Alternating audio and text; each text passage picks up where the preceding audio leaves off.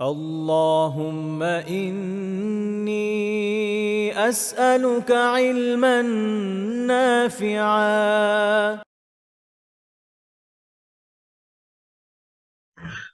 السلام عليكم ورحمة الله وبركاته.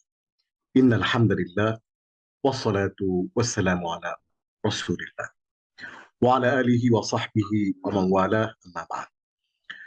أستعيذ بالله من الشيطان الرجيم. بسم الله الرحمن الرحيم.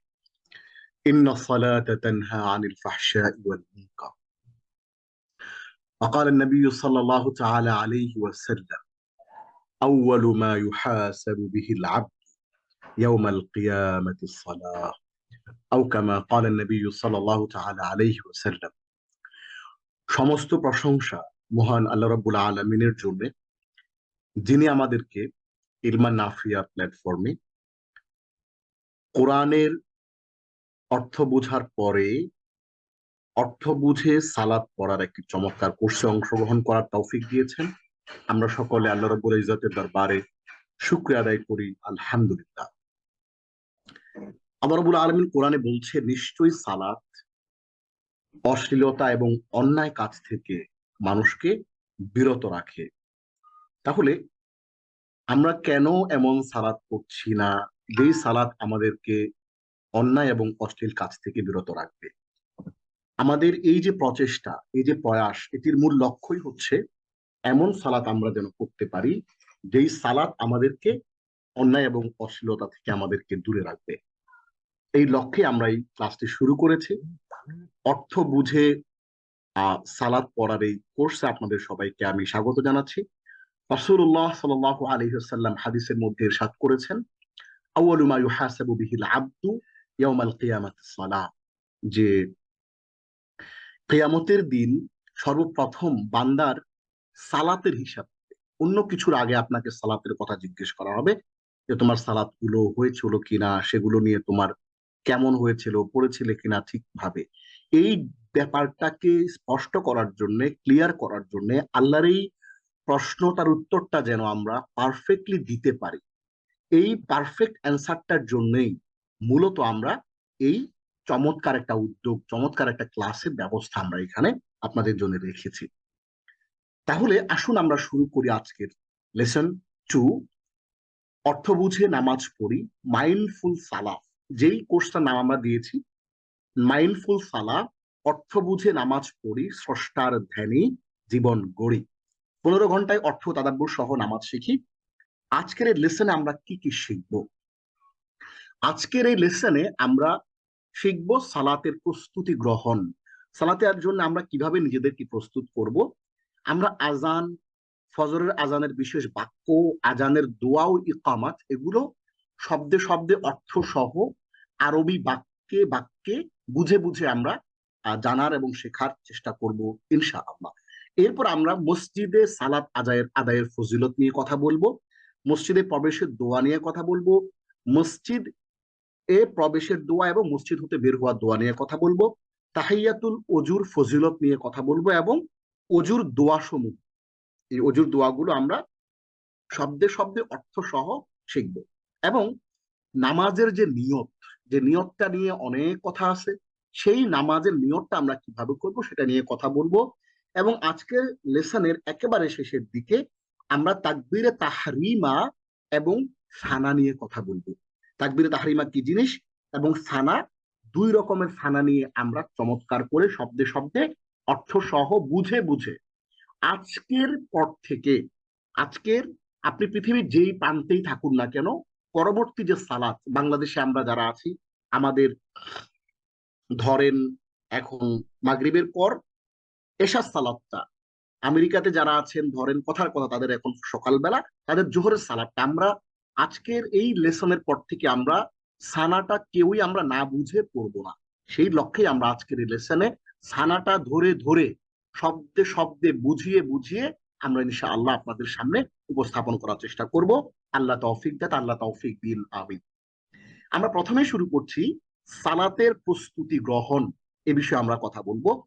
সালাতের প্রস্তুতি গ্রহণের জন্য মিসওয়াক করা। প্রতি বছর ইসলামিক ইউনিভার্সিটি অফ টেকনোলজি ওআইসির সাবসিডিয়ারি অর্গান আইইউটি, সেইখানে আমি ক্লাস নেই 2020 জানুয়ারি থেকে। প্রতি সেমিস্টারে আমরা নতুন নতুন কিছু বাচ্চাদেরকে পাই। উইন্টার সেমিস্টারে ফার্স্ট ইয়ারে যারা ইঞ্জিনিয়ারিং করতে আসে, আমি সিএসসি ডিপার্টমেন্টে ইসলামিক স্টাডিজ এবং অ্যারাবিক পড়াই। তো ওইখানে মানুষ ছাত্রদেরকে জিজ্ঞেস করি যে মিসওয়াক বলে একটা জিনিস আছে, তোমরা কারা কারা মিসওয়াক কখনো শুনো নাই? এরকম অনেকগুলো হাত উঠে। আমার প্রতিটা ক্লাসে 60 জন করে স্টুডেন্ট থাকে। এই 60 জনের মধ্যে এরকম 8-10 জন থাকে যারা মিসওয়াক শব্দ কখনোই শুনে নাই। সো শারীরিক প্রস্তুতির জন্য মিসওয়াক করা, এই জন্য আমি এটার একটা ক্লারিফিকেশন এখানে নিয়ে আসছি। মিসওয়াক কি, আর সিওয়াক বা মিসওয়াকের পরিচয় এবং শরীয়তের বিধান। আর সিওয়াক শব্দটি সাকা শব্দ থেকে গৃহীত হয়েছে। এর আবিধানিক অর্থ হচ্ছে দালাকা বা ঘষা, মাজা, মর্দন করা ইত্যাদি। পরিভাষায় দাঁত থেকে হলুদ বর্ণ বা এ জাতীয় ময়লা দূর করার জন্য কাঠ বা গাছের ডাল ব্যবহার করাকে মিসওয়াক করে। নাইলুল আওতার 1 নম্বর অধ্যায়ের 102 নম্বর পৃষ্ঠা। আমরা সব সময় মিসওয়াক করা মুস্তাহাব। আমি এমন অনেক বড় বড় আলেম স্কলারকে দেখেছি যে তারা তাদের পকেটের মধ্যে একটা মিসওয়াক রাখেন, একটু সুযোগ পেলেই মিসওয়াক করেন, একটু সুযোগ পেলেই মিসওয়াক করেন। রাসূলুল্লাহ সাল্লাল্লাহু আলাইহি ওয়াসাল্লামের কাছে যখন জিবরিল আমিন আর রূহুল আমিন জিবরিল আলাইহিস সালাম যখন ওহী নিয়ে নামতেন, ওহী নিয়ে অবতীর্ণ হতেন, তখন রাসূলুল্লাহ সাল্লাল্লাহু আলাইহি ওয়াসাল্লামকে তিনি মিসওয়াকের ব্যাপারে খুবই জোর দিতেন। কারণ মিসওয়াক যদি না করা হয় তাহলে মুখটা পবিত্র থাকবে না, পরিচ্ছন্ন থাকবে না, এবং সামনে যে আসে যার সাথে কথা বলা হয় সে কষ্ট পায়। তাহলে মিসওয়াক এটা সবসময় নিয়মিত করা এটা মুস্তাহাব। যেমন আয়েশা রাদিয়াল্লাহু তাআলা আনহা থেকে বর্ণিত হাদিসের মধ্যে বলা হয়েছে, এটি সহিহ হাদিস, নাসাই শরীফের 1 নম্বর অধ্যায়ের 50 নম্বর হাদিস এবং মুসনাদ আহমদের 6 নম্বর অধ্যায়ের 47 এবং 62 নম্বর হাদিস। এটাতে বলা হয়েছে আন আয়েশা রাদিয়াল্লাহু আনিন নবী সাল্লাল্লাহু আলাইহি ওয়াসাল্লাম قال, রাসূলুল্লাহ সাল্লাল্লাহু আলাইহি ওয়াসাল্লাম আয়েশা রাদিয়াল্লাহু তাআলা আনহা থেকে বর্ণিত, তিনি রাসূলুল্লাহ সাল্লাল্লাহু আলাইহি ওয়াসাল্লাম থেকে বর্ণনা করেন যে রাসূলুল্লাহ সাল্লাল্লাহু আলাইহি ওয়াসাল্লাম বলেছেন, আসওয়াকু মাতহারাতুন লিল ফামি মারদাতুন লির রাব্বি, যে মিসওয়াক হচ্ছে মুখের পবিত্রতা অর্জনের উপকরণ এবং আল্লাহর মারদাত মানে সন্তুষ্টি, আল্লাহর সন্তোষ লাভের উপায়, আল্লাহর সন্তুষ্টি লাভের উপায়। তাহলে এইখানে ছোট্ট করে আমরা যদি একটা বিষয় আপনাদের জন্য একটু বলি যে এই মিসওয়াকটা আল্লাহর সন্তুষ্টি লাভের উপায় মানে কি? আল্লাহর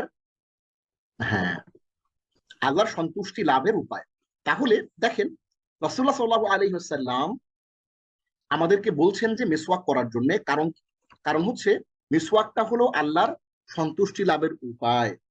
নিম্নোক্ত সময়গুলোতে মিসওয়াক করা উত্তম বলে তাগিদ দেওয়া হয়েছে। কখন কখন অজুর সময় মিসওয়াক করাকে উত্তম বলা হয়েছে। আন আবি হুরায়রা রাদিয়াল্লাহু আনহু قال قال রাসূলুল্লাহ সাল্লাল্লাহু আলাইহি ওয়াসাল্লাম, আবু হুরায়রা রাদিয়াল্লাহু তাআলা আনহু থেকে বর্ণিত হাদিসের মধ্যে বলা হচ্ছে যে লাউলা আন আশুক্কা আলা উম্মতি লা আমারতুহুম বিসওয়াকি মাআল wudu। এইটা রাসূল সাল্লাল্লাহু আলাইহি ওয়াসাল্লাম একটি হাদিসের মধ্যে বলেছেন যে আমি যদি আমার উম্মতের জন্য কষ্টকর মনে না করতাম তাহলে আমি ওযুর সময় তাদেরকে মিসওয়াক করতে নির্দেশ দিলাম। অর্থাৎ আপনার জন্য মিসওয়াক করাটা ওয়াজিব হয়ে যেত যদি রাসূল সাল্লাল্লাহু আলাইহি ওয়াসাল্লাম এটা আমাদের জন্য কষ্টকর মনে না করতেন। তিনি কষ্টকর মনে করেছেন বলেই তিনি ধারণা করেছেন যে আমি যদি এটা জরুরি করে দেই তাইলে আমার উম্মতের মানুষজনের জন্য এটা অনেক কষ্টকর হয়ে যাবে, তাদের জন্য এই মিসওয়াক করাটা, এবং এটা জরুরি করে দিলে অসুবিধা হয়ে যাবে, তাদের কষ্ট হবে। কিন্তু এইটার অর্থ হচ্ছে এইটা যে এটা হচ্ছে মুস্তাহাব বা সুন্নাহ, অর্থাৎ রাসূল সাল্লাল্লাহু আলাইহি ওয়াসাল্লামের পক্ষ থেকে আমাদের জন্য এটা উত্তম মনে করা হয়েছে, তিনি উত্তম মনে করেছেন, এই জন্য এটার আদেশটা এভাবে এসেছে। তার মানে হচ্ছে প্রত্যেকটা ওযুর সাথেই আপনাকে মিসওয়াক করাটা এটা উত্তম, এটি সুন্নাহ। এরপরে সালাতের সময় আন আবি হুরায়রা রাদিয়াল্লাহু আনহু قال قال رسول الله صلى الله عليه وسلم, একই রকম হাদিস, লাউলা আনা শুক্কা আলা উম্মতি লা আমারতুহুম বিসওয়াকি ইনদা কুল্লি সালাতিন। ইরশাদ হচ্ছে যে আমি যদি আমার উম্মতের জন্য কষ্টকর মনে না করতাম তাহলে আমি তাদেরকে প্রত্যেক সালাতের পরে আমি প্রত্যেক সালাতের সময় মিসওয়াক করতে নির্দেশ দিতাম। অর্থাৎ এই মিসওয়াক করাটা আমাদের জন্য ওযুর সময়ও সুন্নাহ এবং সালাতের সময় এটিও সুন্নাহ। অর্থাৎ যে কোনো সময় আপনি উজু করতেছেন, সালাতের জন্য না, এমনি উজু করতেছেন কোরআন তেলাওয়াত করার জন্য, তখন আপনার জন্য এটি সুন্নাহ, এবং সালাতের সময় এটি সুন্নাহ। তাহলে এই হাদিস থেকে আমরা জানতে পারছি যে অজুর সময় এবং সালাতের পূর্বে মিসওয়াক করাটা উত্তম। কারণ আমরা যখন সালাত আদায় করি, ফেরেশতারা আমাদের আশেপাশে থাকে। আপনি যখন আলহামদুলিল্লাহ রাব্বিল আলামিন, আপনি যখন এই তিলাওয়াতটা করছেন, তখন ফেরেশতারা আপনার আশেপাশে থাকে। তারা আপনার এই এই এই যে বিষয়গুলো তারা অবলোকন করে, এবং এই জিনিসগুলো তারা আল্লাহ রাব্বুল আলামিনের কাছে নিয়ে যায়। তখন যদি আপনার মুখে গন্ধ হয়, আপনার মুখে নোংরা থাকে, তখন হচ্ছে তারা কষ্ট পায়। এই জন্য, তাহলে যদি আমাদের জন্য কষ্টকর মনে না করতেন, তাহলে তিনি আমাদের জন্য এটাকে ফরজি করে দিতেন, ওয়াজিব করে দিতেন। কিন্তু কষ্টকর মনে করেছেন বিধায় আমাদের জন্য সহজ করার জন্য এটা ওয়াজিব করে দেন নাই, কিন্তু এটা করা উত্তম এবং সুন্নাহ। তাহলে আমরা প্রথমত সালাতের প্রস্তুতি গ্রহণের প্রথমত শারীরিক প্রস্তুতির এক নম্বরে হচ্ছে মিসওয়াক করা। আমরা মিসওয়াকের বিষয়টা হাদিস থেকে জানলাম, এখানে আমরা রেফারেন্সও দিয়ে দিয়েছি, আরো কিছু রেফারেন্স আমরা এখানে অ্যাড করে দেব। দ্বিতীয়ত হচ্ছে অজু এবং পবিত্রতা অর্জন করা, অজু করা, গোসল করা, সালাতের জন্য প্রস্তুতি নেওয়া, প্রয়োজনে হলে তায়াম্মুম করা, পরিষ্কার ও পরিচ্ছন্ন কাপড় পরিধান করা। দেখেন, আমরা অনেক মানুষজন আছি, আমরা এমন কাপড় চোপড় পরে আমরা সালাত আদায় করি যেগুলো আসলে সভ্য সমাজে যাওয়া যাবে না। হ্যাঁ, ধরেন খালি গায়ে আপনি সালাত আদায় করলেন, এইটা অনুত্তম।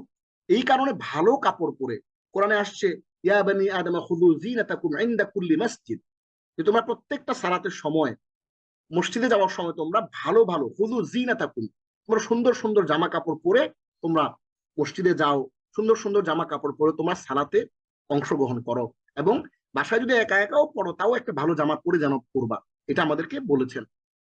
সুগন্ধি ব্যবহার করা, সালাতের সময় আপনি একটু আতর ব্যবহার করলেন সালাতে না ঢোকার আগে। এখন আপনি প্রশ্ন করবেন আমি তো কোথাও বাইরে যাচ্ছি না। হ্যাঁ, অবশ্যই আপনি আপনার রব, যিনি সবচেয়ে সম্মানিত, তার সাথে দেখা করার জন্য যাচ্ছেন, তার কাছে হাজিরা দেওয়ার জন্য যাচ্ছেন। যখন আপনি এমন একজন দ্য মোস্ট হাই, এমন একজন অথরিটির কাছে আপনি যাচ্ছেন, তখন তো অবশ্যই আপনার সুগন্ধি ব্যবহার করে যাওয়া উচিত। মসজিদে হেঁটে হেঁটে যাওয়া এটা সুন্নাহ। তাহলে আমরা এই প্রস্তুতিগুলো সালাতের জন্য নিয়ে নিলাম। এরপরে আমরা আসি মানসিক প্রস্তুতি। মানসিক প্রস্তুতি কি? প্রথমত ইখলাস। আপনি সালাতটা যে আদায় করছেন, এটা কি আপনার বাবা আপনাকে খারাপ মনে করবে, বকা দিবে এই জন্য পড়তেছেন, নাকি আপনি আসলেই ইখলাসের সাথে আল্লাহকে খুশি করার জন্য পড়তেছেন? এরপরে ইহসান। ইহসানটা হচ্ছে আন তা'বুদাল্লাহা কাআন্নাকা তারাহু ফাইন লাম তাকুন তারাহু ফাইন্নাহু ইয়ারাক। ব্যাপারটা হচ্ছে কি, যে ইহসানটা হচ্ছে তুমি এমন ভাবে ইবাদত করবে, ধরেন আপনি আল্লাহু আকবার সালাতের মধ্যে দাঁড়াইছেন, একটু মনে করেন, একটু মনোযোগ দেন, হ্যাঁ, একটু মনোযোগ দিয়ে শুনেন। আপনি দাঁড়ালেন আল্লাহু আকবার, সালাত দাঁড়িয়ে গেলেন। এখন ইহসান জিনিসটা কি? আচ্ছা, ইখলাসটা ক্লিয়ার করি। ইখলাসটা হচ্ছে আপনি আল্লাহর জন্যই একমাত্র সালাত আদায় করছেন, অন্য কাউকে খুশি করার জন্য না। মানুষ আপনাকে হাজী সাহেব বলবে, গাজী সাহেব বলবে, কমিটির সদস্য আপনি, মানুষ নামাজ না পড়লে কি বলবে, নামাজ না পড়লে, এই সব কিছুকে বাদ দিয়ে একমাত্র আল্লাহর জন্য সালাত আদায় করা। আর ইহসানটা হচ্ছে কি? ইহসানটা হচ্ছে হাদিসের মধ্যে আসছে আন তা'বুদাল্লাহা কাআন্নাকা তারাহু, এমন ভাবে আপনি সালাতে দাঁড়াবেন যেন আপনি আল্লাহকে দেখছেন। এই ফিলিংটা আপনি ফিল করবেন যে আমি আল্লাহর সামনে দাঁড়িয়েছি, আল্লাহর কুদরতি পায়ে আমি সিজদা করতে যাচ্ছি, এবং আমি আল্লাহকে স্পষ্ট দেখতে পাচ্ছি। এরকম একটা ফিলিং নিয়ে আপনি সালাত আদায় করবেন, এটা হচ্ছে ইহসান। এখন আপনি আমাকে বলবেন, ধরেন কথার কথা আমাদের ক্লাসের মধ্যে একজন, ধরেন আমাদের এক ভাই, কথার কথা আব্দুর রহমান, হ্যাঁ, আব্দুর রহমান ভাই বললেন যে ওস্তাদ আমার তো এরকম এরকম ফিলিং আসে না। সেটারও ব্যবস্থা আছে। আপনার এরকম যদি ফিলিং না আসে, রাসূলুল্লাহ সাল্লাল্লাহু আলাইহি ওয়াসাল্লাম বলছেন যে তুমি এরকম ফিল করবা যে যেন তুমি আল্লাহকে দেখছো। ফাইন লাম তাকুন তারাহু, যদি এমন হয় যে তুমি এরকম ফিলিং করতে পারতেছো না, তোমার এই ফিলিংটা আসতেছে না, তাইলে ফাইন লাম তাকুন তারাহু, যদি এরকম ফিলিং না আসে ফাইন্নাহু ইয়ারাক, তাহলে এমন ভাবে যেন পড়ো যেন আল্লাহ তোমাকে সরাসরি দেখছেন। তাহলে তুমি আল্লাহকে দেখছো এরকম ধারণা নিয়ে পড়ো, অথবা আল্লাহ তোমাকে দেখছেন এরকম ধারণা নিয়ে সালাত পড়ো। তাহলে আমরা ইহসান এবং ইখলাসের ব্যাপারটা স্পষ্ট করে ক্লিয়ার করে বুঝে ফেললাম। এরপরে মানসিক প্রস্তুতি আরেকটা জিনিস, যে সালাতটা হচ্ছে জীবনের শেষ সালাত। আপনাকে বলা হলো যে বন্দুকধারী একজন দাঁড়িয়ে আছে, আপনার জীবনের সর্বশেষ সালাতটা আপনাকে পড়তে বলা হলো, জীবনের শেষ সালাতটা আপনি কিভাবে পড়বেন? সেই শেষ সালাতটা মনে করে খুশু খুজুর সাথে আমাদের সালফে সালেহিনরা তারা যেভাবে সালাতটা আদায় করেছেন, একেবারে সেইভাবে মুহাম্মদুর রাসূলুল্লাহ সাল্লাল্লাহু আলাইহি ওয়াসাল্লাম যেভাবে আমাদেরকে শিখিয়েছেন, একেবারে স্ট্রেট, কোনো ধরনের নড়াচড়া ছাড়া, একেবারে মনোযোগ দিয়ে পুরো কনসেন্ট্রেশনকে সালাতের মধ্যে দিয়ে সেরকম করে সালাত আদায় করার জন্য প্রস্তুতি গ্রহণ করা। আপনি একটা কাজ অর্ধেক করে আসছেন আর একটা কাজ অর্ধেক করে যে করবেন, এই যে তাড়াহুড়ার মধ্যে থাকলে আপনি সালাতে মনোযোগ বসাতে পারবেন না, এবং এটা অনুচিত এবং অনুত্তম। এই জন্য খুব প্রস্তুতি নিয়ে। সর্বশেষ হচ্ছে আশা ও ভয় থাকা। আশা ও ভয়টা কিরকম? গত লেসনে আপনাদের মধ্যে একজন ভাই এবং একজন আপু আমাকে প্রশ্ন করেছেন যে এই যে সালাদটা আমি করতেছি, আমার কেন যেন মনে হচ্ছে সালাদটা হচ্ছে না, অথবা আমার পবিত্রতা ভালো করে সম্ভবত হয় নাই, অথবা যে কোনো কারণে আমার মনের মধ্যে একটা খুঁতখুঁতি থেকে যায় যে আমার সালাদটা মনে হয় হচ্ছে না। হ্যাঁ, ইয়েস, আপনার সেই কথাটাই এখানে, যে আশা ও ভয় থাকা। আশাটা এরকম থাকা যে অবশ্যই আল্লাহ আমার এই সালাদটা কবুল করবেন, কারণ আমি আমার ইখলাসটাকে ক্লিন করেছি, আমার ইহসানটা স্পষ্ট করেছি, আমি আমার জীবনের শেষ সালাত মনে করে আমি সালাতে দাঁড়িয়েছি। এবার আমার আশা হচ্ছে আল্লাহর কাছে যে আল্লাহ তুমি আমার এই সালাদটা কবুল করবা। আজকে এই মুহূর্তে এই শহরে একটা মানুষ নামাজ পড়তেছে, একটা সালাত কবুল হচ্ছে, সেই মানুষটা যেন আমি হই। এবং ভয় থাকা যে হায় যদি আমার এই সালাদটা কবুল না হয়। ওমর রাদিয়াল্লাহু তাআলা আনহু কান্না করতেছে। সাহাবায়ে কেরাম জিজ্ঞেস করলেন, আল্লাহ, হে খলিফাতুল মুসলিমিন, আপনারা কান্না করেন কেন? কি কি সমস্যা, কি হয়েছে আপনার, কি অসুবিধা, আমাদেরকে আমাদেরকে বলেন। বলে যে আমার ভয় হচ্ছে যে জাহান্নামে যদি একজন লোক যায়, যদি সেই লোকটা আমি হই। একটু পরে আবার উনি সুপ্রসন্ন হেসে উঠলেন, খুবই খুশি। সবাই জিজ্ঞেস করলো, আপনি কেন এত খুশি লাগতেছে, আপনার খুশি খুশি? বলে যে আমার মনে হচ্ছে জান্নাতে যদি একটা লোক যায়, বোধহয় আমি হয়তো যাবো, আল্লাহর কাছে আমার এই আশাটা আছে।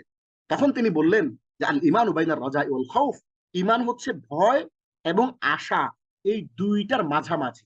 অর্থাৎ আমরা যারা সালাত আদায় করবো, আমাদের মধ্যে এই ফিলিংটা থাকতে হবে যে হয়তো আল্লাহ আমার এই নামাজটা নাও কবুল করতে পারেন, আবার আমার এই আশা, অবশ্যই আল্লাহর কাছে আশা আছে যে আল্লাহ আমার এই নামাজটা কবুল করবেন। তাহলে এই দুইটার মাঝামাঝি থেকে আশা এবং ভয়, এই জিনিস দুটো নিয়ে যখন আপনি সালাতে ঢুকবেন, আপনার ইখলাস ঠিক থাকবে, আপনার ইহসানটা ঠিক থাকবে, আপনি আল্লাহকে ফিল করতে পারবেন। যদি আল্লাহকে ফিল না করেন, তাহলে কল্পনা করতে হবে যেন আল্লাহ আপনাকে দেখছে। আপনি আল্লাহকে দেখছেন, এটা ফিল করতে যদি না পারেন, তাহলে ফাইল্লাম তাকুন তারাহু ফাইন্নাহু ইয়ারাক, এমন একটা কল্পনা করেন যেন আল্লাহ আপনাকে দেখতেছে, আল্লাহ আপনার দিকে তাকায় আছে। কথার কথা, আপনি একজন পরীক্ষার্থী, পরীক্ষার হলে পরীক্ষা দিচ্ছেন, আপনার পিছনে একটা সিসি ক্যামেরা লাগানো, আপনি যা খাতার মধ্যে লিখতেছেন দেখা দেখা যাচ্ছে। তাইলে আপনি পরীক্ষাটা কেমনে দিবেন? আপনার প্রতিটা ওয়ার্ড লিখতে আপনার চিন্তা হবে, কিরে পিছন থেকে তো দেখতেছে। এরকম অনেকেই আছে যে পরীক্ষার হলে প্রথম লাইনে বসলে পরীক্ষায় লিখতে পারে না। কেন? কারণ স্যাররা তাকায় থাকে, স্যাররা তাকায় থাকলে তার কলম চলে না, একটু ভয় পায়। তাইলে এই যে ব্যাপারটা আপনি কল্পনা করতে থাকবেন যে আল্লাহ আপনাকে দেখছেন, ইহসানটা হচ্ছে ফাইল্লাম তাকুন তারাহু ফাইন্নাহু ইয়ারাক, আল্লাহ আপনাকে দেখছেন একেবারে। সো আপনি ওইভাবে হচ্ছে সালাদটা আদায় করতে হবে। এ হচ্ছে মানসিক প্রস্তুতি। আমরা মানসিক প্রস্তুতির বিষয়টা এখানে দেখে ফেললাম। এবার আমরা সালাতের জন্য প্রস্তুতি নিয়ে নিলাম, সালাতের সময় হয়ে গেল, এবার শুরু হলো আজান। মুয়াজ্জিন সাহেব আজান দেওয়া শুরু করলো। আল্লাহু আকবার, আল্লাহু আকবার। আল্লাহ সর্বশ্রেষ্ঠ, আল্লাহ সর্বশ্রেষ্ঠ। আল্লাহু আকবার, আল্লাহু আকবার। আল্লাহ সর্বশ্রেষ্ঠ, আল্লাহ সর্বশ্রেষ্ঠ। আশহাদু আল্লা ইলাহা ইল্লাল্লাহ, আমি সাক্ষ্য দিচ্ছি যে আল্লাহ ছাড়া কোনো ইলাহ নেই। আশহাদু আল্লা ইলাহা ইল্লাল্লাহ, আমি সাক্ষ্য দিচ্ছি যে আল্লাহ ছাড়া কোনো ইলাহ নাই। তাহলে আপনি যে এই যে আজানটা শুনতেছেন, এই আজানটা আপনার যদি বুঝার মধ্যে আপনার আসে, এই আজানের কালিমাগুলো যদি আপনি বুঝতে পারেন, আজানের কালিমাগুলো যদি আপনার বুঝে আসে, তাহলে কিন্তু একটা মজার একটা ঘটনা ঘটবে। আজানের সময় আমরা দেখা যায় যে কেউ টিভি দেখতেছে, কেউ মোবাইল চাপতেছে, কেউ গল্প করতেছে, কেউ চিৎকার চেঁচামেচি করতেছে। আরে ভাই, আজানের তাৎপর্যটা যদি আপনি বুঝেন, একবার একবার যদি আজানের তাৎপর্যটা বুঝেন, বিশ্বাস করেন জীবনেও কেউ আপনাকে আজানের এই সময়ে কথা বলাইতে পারবে না, আপনার গল্প করতে আর ইচ্ছা করবে না। আজানটা কি জিনিস এটা যদি বুঝেন। মুয়াজ্জিন সাহেব আপনাকে সারা পৃথিবীর মানুষকে ঘোষণা দিয়ে জানাচ্ছে, আল্লাহু আকবার, আল্লাহু আকবার, আল্লাহু আকবার, আল্লাহু আকবার, ঘোষণা করতেছে আল্লাহ সর্বশ্রেষ্ঠ, আল্লাহ সর্বশ্রেষ্ঠ, আল্লাহ সর্বশ্রেষ্ঠ, আল্লাহ সর্বশ্রেষ্ঠ। এখন এই কথাটা যখন বলতেছে, এখন আপনি আড্ডা দিতে পারবেন না, গল্প করতে পারবেন না, গল্প করার, আড্ডা দেওয়ার সুযোগ নাই। এই টাইমটাতে আপনি মনোযোগ দিয়ে আজানের জবাব দিতে হবে। আল্লাহু আকবার, আল্লাহু আকবার, আল্লাহু আকবার, আল্লাহু আকবার। এরপরে আশহাদু আল্লা ইলাহা ইল্লাল্লাহ, আশহাদু আল্লা ইলাহা ইল্লাল্লাহ, আশহাদু আমি সাক্ষ্য দিচ্ছি, আন যে লা ইলাহা ইল্লাল্লাহ আল্লাহ ছাড়া কোনো কি নাই? ইলাহ নাই। আবার আশহাদু আল্লা ইলাহা ইল্লাল্লাহ, আমি সাক্ষ্য দিচ্ছি যে আল্লাহ ছাড়া কোনো ইলাহ নাই। আশহাদু আন্না মুহাম্মাদার রাসূলুল্লাহ,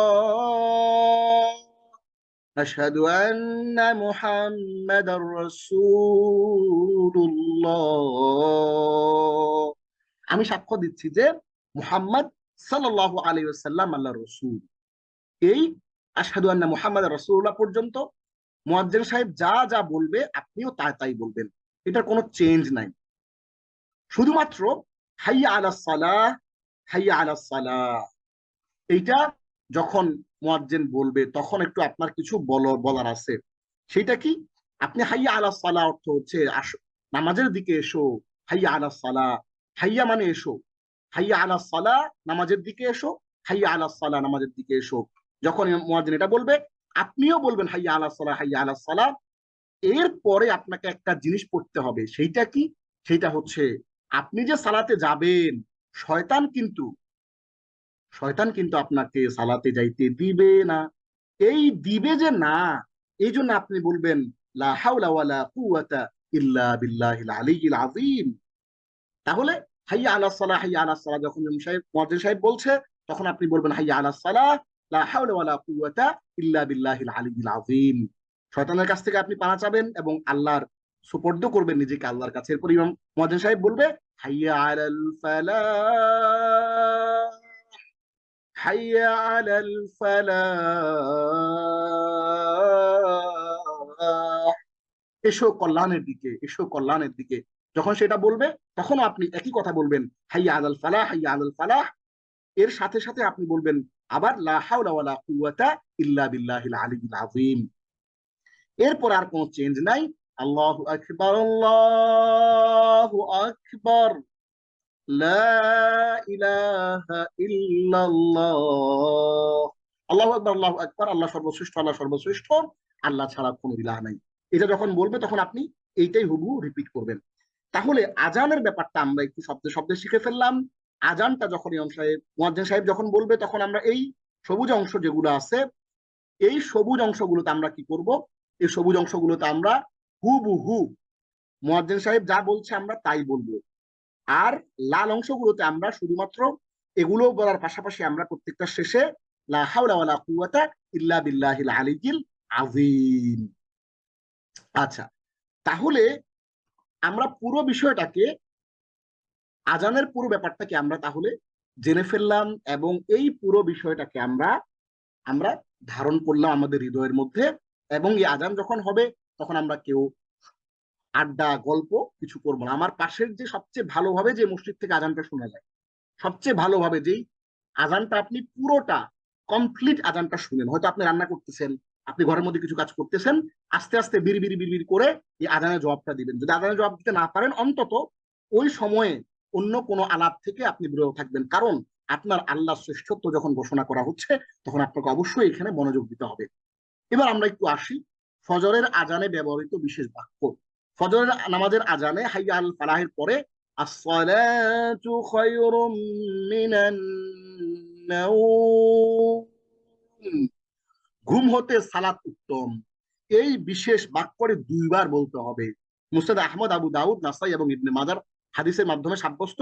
অর্থাৎ ফজরের সালাতের সময় যেহেতু অনেক মানুষজন ঘুমাচ্ছে, এই ঘুম থেকে যে সালাত উত্তম এই কথাটা এটা যুক্ত করতে হয় এই কথার সময়। এবং আসসালাতু খায়রুম মিনান নাওম যখন বলা হয় তখন বলতে হবে সাদাকতা ওয়া বারারতা, তুমি সত্য বলেছো এবং ভালো কাজ করেছো, এটার উত্তর। এবার আমরা চলে আসি আজানের দোয়া। এই আজানের দোয়াটা আমরা চলে আসি, এই আজানের দোয়াটা বুখারী, আবু দাউদ, তিরমিজি, ইবনে মাজাহ এবং বাইহাকির হাদিসের মাধ্যমে সাব্যস্ত।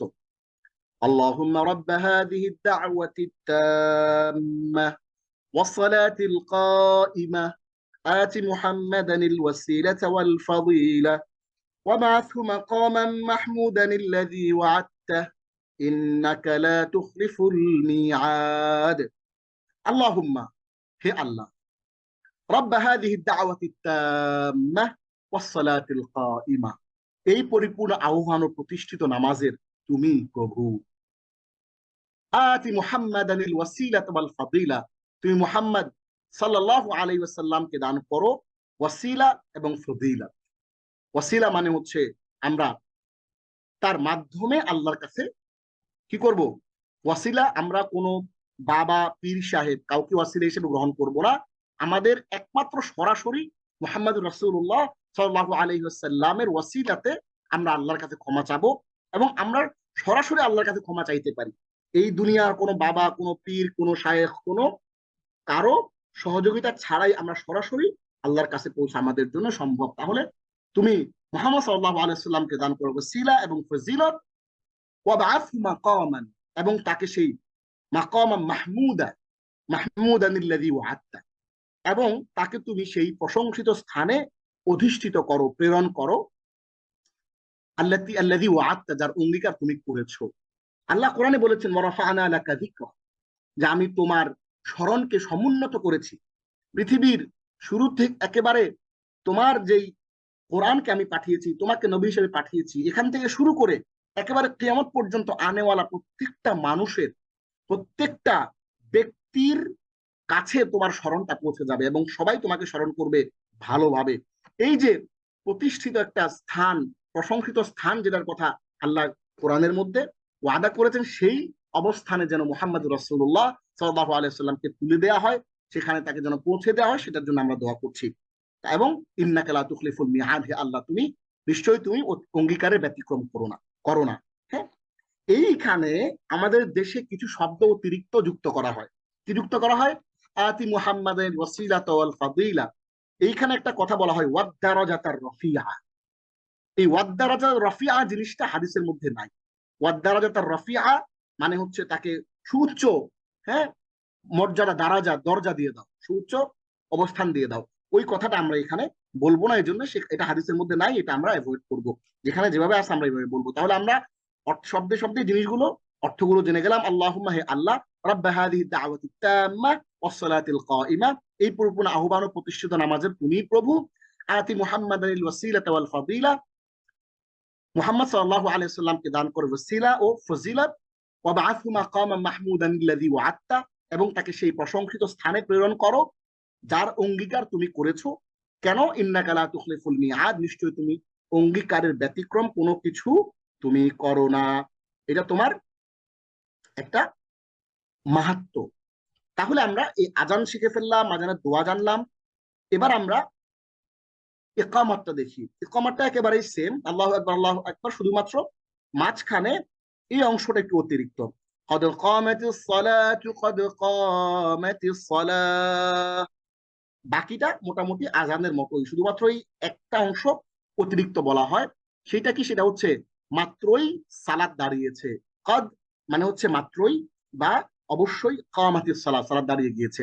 তার মানে হচ্ছে এই ইকামত দেওয়ার উদ্দেশ্যটা কি? এই ইকামত দেওয়ার উদ্দেশ্যটা হচ্ছে আশপাশের যে মানুষগুলো, এই মানুষগুলো আজান শুনেছে, তারা আজান শোনার পরে অনেকে মসজিদে চলে এসেছে, কেউ কেউ এখনো আসে নাই। এখন এই ইকামতের মাধ্যমে, ইকামত দেখেন, এই যে আমরা এই শব্দটা বললাম ইকামত, হ্যাঁ, অনেকে বলে আকামত, আকামত কথাটা ভুল, ইকামত। হ্যাঁ, এই ইকামতটা, এই যে কদ কামাত, কামাত শব্দ থেকে আসছে, মানে সালাত দাঁড়িয়ে গিয়েছে, সালাত দাঁড়িয়ে গিয়েছে, অর্থাৎ সালাত দাঁড়িয়ে গিয়েছে। এই যে ইকামতের শব্দের মাধ্যমে সালাত দাঁড়িয়ে গিয়েছে, এই কথাটা সবার মধ্যে জানান দেয়া। কদ কামাতিস সালাহ, এই যে মাত্র সালাত দাঁড়িয়েছে, তাড়াতাড়ি সবাই যে যেখানে আছেন উজু করে, উজুখানায় আসেন, বাইরে আসেন, তাড়াতাড়ি করে আপনারা সালাতে চলে আসেন, জয়েন করেন। এই কদ কামাতিস সালাহ, মাত্রই সালাত দাঁড়িয়েছে, এটি হচ্ছে ইকামতের বিশেষ একটা শব্দ। তাহলে আমরা ইকামতটাও শব্দে শব্দে জেনে গেলাম। এটা পুরোটাই আজানের মতো, শুধু এই শব্দগুলো একটু ব্যতিক্রম। এবার আমরা একটু দেখব মসজিদে সালাত আদায়ের ফজিলতটা কি। মসজিদে সালাত আদায়ের অনেক ফজিলত রয়েছে। রাসূলুল্লাহ সাল্লাল্লাহু আলাইহি ওয়াসাল্লাম বলেছেন, জামাতে সালাত পড়ার ফজিলত একা পড়ার চেয়ে 7 গুণ ঊর্ধ্বে। অর্থাৎ সালাতুল জামাআত তাফদুলু মিন সালাতিল ফারদি বি27 দারাজা। বুখারী এবং মুসলিমের হাদিসের মধ্যে আসছে সালাতুল জামাআতি, যে জামাতের সালাত, আফদলু শ্রেষ্ঠ, বেশি ফজিলতপূর্ণ, মিন সালাতিল ফারদি একা একা নামাজের চেয়ে কয় গুণ? বি27 দারাজা, 27 গুণ বেশি সওয়াব পাওয়া যাবে। তিনি আরো বলেছেন, একজন লোক ঘরে নামাজ সালাত পড়লে 1টি নেকি পান, কিন্তু ওয়াক্তিয়া মসজিদে পড়লে 25 গুণ পান। ভালো করে খেয়াল করেন, ওয়াক্তিয়া মসজিদে পড়লে 25 গুণ পান, এটা আরেকটা হাদিস। ইবনে মাজাহ এবং মিশকাতের হাদিস, জুমার মসজিদে পড়লে 500 গুণ পান। অর্থাৎ পাঞ্জেগানা মসজিদ যেটা, যেখানে জুমা হয় না, এটাকে আপনাকে একটা ক্লাস বুঝাচ্ছে। আপনার এলাকার যে মসজিদটার মধ্যে পাঞ্জেগানা শুধু ওয়াক্তিয়া নামাজ হয়, সেইটা একটা মসজিদ আছে। আবার আরেকটা মসজিদ আছে জুমার মসজিদ। আবার আরেকটা মসজিদ আছে মসজিদুল আকসা। আবার আরেকটা মসজিদ আছে মসজিদে নববী। আবার আরেকটা মসজিদ আছে কাবা। আরেকটা হচ্ছে ঘরের ভিতরে। তাহলে খেয়াল করেন, তিনি বলেছেন একজন লোক ঘরে সালাত পড়লে 1টি নেকি পান, তিনি ওয়াক্তিয়া মসজিদে পড়লে 25 গুণ পান, 25টা নেকি পান। জুমা মসজিদে পড়লে 500 গুণ পান, একটা নেকি পান। ওয়াক্তিয়া মসজিদে পড়লে 25 গুণ পান। জুমা মসজিদে পড়লে 500 গুণ পান। মসজিদুল আকসাতে যদি কেউ সালাত আদায় করে তাহলে 50,000 গুণ পান। আমার মসজিদ অর্থাৎ মসজিদে নববী, যেটা মসজিদুল নবী সাল্লাল্লাহু আলাইহি ওয়াসাল্লাম যেটাকে বলা হয় মসজিদে নববী, ওই মসজিদে নববী বা মসজিদুল নবী, নববী বা মসজিদুল নবীতে যদি কেউ পড়ে তাহলে 50,000 গুণ সওয়াব পাওয়া যায়। এবং মসজিদুল হারাম বা কাবা ঘরে পড়লে 1,00,000 গুণ সওয়াব পাওয়া যায়। সুবহানাল্লাহ। তার মানে হচ্ছে এইখানে সওয়াবের ডিগ্রিটা বোঝানো হচ্ছে যে আপনার 2 ওয়াক্ত 2 রাকাত সালাত যদি আপনি মসজিদুল হারামে পড়েন, 2 রাকাত সালাত যদি আপনি মসজিদে নববীতে পড়েন, এই যে ফজিলতের যেই একটা গুণ, সওয়াবের যে একটা মাত্রা, সেই মাত্রাটা বোঝানোর জন্য এই হাদিসটা এসেছে। হযরত আব্দুল্লাহ ইবনে মাসউদ রাদিয়াল্লাহু তাআলা আনহু থেকে বর্ণিত হাদিসে কি আছে? বর্ণিত হাদিসে আছে যে, যে ব্যক্তি উত্তম ভাবে পবিত্রতা অর্জন করে জামাতে সালাত আদায় করার জন্য কোন একটি মসজিদের দিকে পা বাড়াবে, ওই যে আমরা বলেছিলাম আপনাদের মনে আছে নিশ্চয়ই, হেঁটে হেঁটে যাওয়া, তার প্রতিটি কদমে আল্লাহ তার একটি করে পুণ্য লিখে দেবেন এবং তার একটি করে মর্যাদা বাড়িয়ে দেবেন এবং একটি করে পাপ মুছে দেবেন। তার মানে হচ্ছে প্রতি কদমে কদমে সওয়াব না। আপনি এই জন্য গাড়ি দিয়ে না গিয়ে, রিক্সা দিয়ে না গিয়ে আপনি যদি হেঁটে যান, এটা উত্তম। গাড়ি দিয়ে গেলেও যে সওয়াব হবে না তা না। হ্যাঁ, আপনার গাড়ির চাকা তো ঘুরতেছে, সওয়াব পাবেন, কিন্তু উত্তম হচ্ছে একেবারে সরাসরি রাসূল সাল্লাল্লাহু আলাইহি ওয়াসাল্লাম যেভাবে হেঁটে গিয়েছেন সেইভাবে হেঁটে যাওয়া। তাহলে আমরা মসজিদের দিকে যে হেঁটে যাচ্ছি, এই হেঁটে যাওয়ার জন্যেও কিন্তু আমরা সওয়াব পাচ্ছি। সুবহানাল্লাহ। আপনি মসজিদের মধ্যে বসে জামাতের জন্য অপেক্ষা করছেন, এই অপেক্ষা করার কারণেও আপনি কিন্তু প্রতিটা সেকেন্ডে সেকেন্ডে, মিনিটে মিনিটে কিন্তু সওয়াব পাচ্ছেন। এই হচ্ছে ব্যাপার। এবার আমরা সরাসরি চলে আসি মসজিদ পর্যন্ত পৌঁছে গেলাম, আজান হয়ে গেল, মসজিদ পর্যন্ত হেঁটে হেঁটে আমরা পৌঁছে গেলাম। এবার আমরা মসজিদে প্রবেশ করব। মসজিদে প্রবেশের দোয়াটা একটু দেখি। এটি মুসলিম শরীফের হাদিস। ইরশাদ হচ্ছে, বিসমিল্লাহি ওয়াসসালাতু ওয়াসসালামু আলা রাসূলিল্লাহ আল্লাহুম্মা ইফতাহ লি আবওয়াব রাহমাতিক। অনুবাদ হচ্ছে, প্রবেশ করছে আল্লাহর নামে, বিসমিল্লাহ। এই যে আদখুলু, এই কথাটা এইখানে, প্রবেশ করছি এই কথাটা এখানে উজ্জ্বল রয়েছে। আমরা যেমন বলি না বিসমিল্লাহির রহমানির রহিম, আল্লাহর নামে শুরু করছি না, যেমন এখানে উজ্জ্বল রয়েছে, ঠিক তেমনি প্রবেশ করছি এই কথাটাও এখানে উজ্জ্বল রয়েছে, বিসমিল্লাহ, আল্লাহর নামে প্রবেশ করছি। ওয়াসসালাতু ওয়াসসালামু আলা রাসূলিল্লাহ, আর সকল রহমত ও শান্তি বর্ষিত হোক আল্লাহ রাসূল সাল্লাল্লাহু আলাইহি সাল্লামের উপর। আল্লাহুম্মা, হে আল্লাহ, ইফতাহলি, আমার জন্য খুলে দাও, আবওয়াব রাহমাতিক, তোমার তোমার দয়ার দরজা সমূহ। সুবহানাল্লাহ। আল্লাহুম্মা, হ্যাঁ, আল্লাহুম্মা, হে আল্লাহ, হ্যাঁ, আল্লাহুম্মা, হে আল্লাহ, ইফতাহলি, হ্যাঁ, আমার জন্য তুমি কি করো, আমার জন্য তুমি খুলে দাও। ইফতাহলি, আমার জন্য খুলে দাও। আবওয়াব রাহমাতিক, তোমার রহমতের দরজাগুলা। হ্যাঁ, আমরা আল্লাহর কাছে কিন্তু এইভাবে চাইলে কিন্তু আমরা দোয়া করতে পারি কিন্তু। হ্যাঁ, আবওয়াব রাহমাতিক, তোমার দয়ার দরজা সমূহ তুমি খুলে দাও। তাহলে আমরা এইখানে টোটাল ব্যাপারটা দেখে ফেললাম। আল্লাহুম্মা, হে আল্লাহ, ইফতাহলি, আমার জন্য খুলে দাও, আবওয়াব রাহমাতিক, তোমার দয়ার দরজা সমূহ। হে আল্লাহ, তোমার দয়ার দরজা সমূহ খুলে দাও।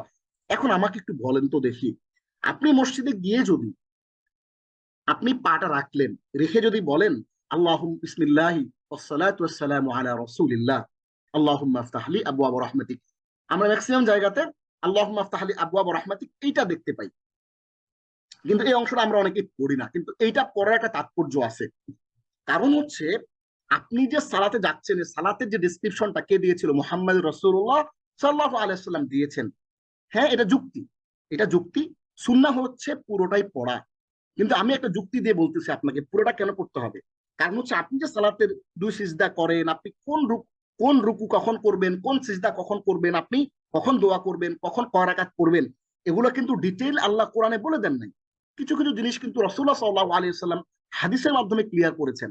সো এই রাসূল সাল্লাল্লাহু আলাইহি ওয়াসাল্লাম রিকগনিশনটা আপনি দিলেন, রাসূল সাল্লাল্লাহু আলাইহি ওয়াসাল্লামের উপর দরুদ পড়ে আপনি মসজিদে আল্লাহর রহমত চেয়ে, দয়া চেয়ে আপনি প্রবেশ করলেন।